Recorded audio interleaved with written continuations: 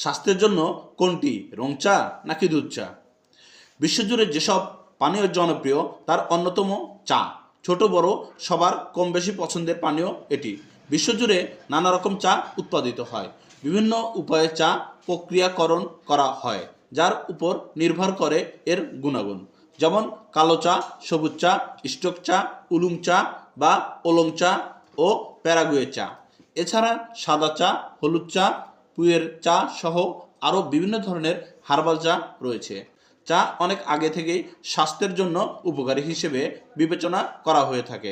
বলা হয় চা পান করলে শরীরের রোগ প্রতিরোধ ক্ষমতা বাড়ে, দেহের কোষের ক্ষয়রোধ হয়।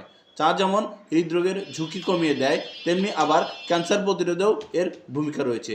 কিন্তু কোন ধরনের চা স্বাস্থ্যের জন্য বেশি উপকারী, দুধ চা নাকি রং চা?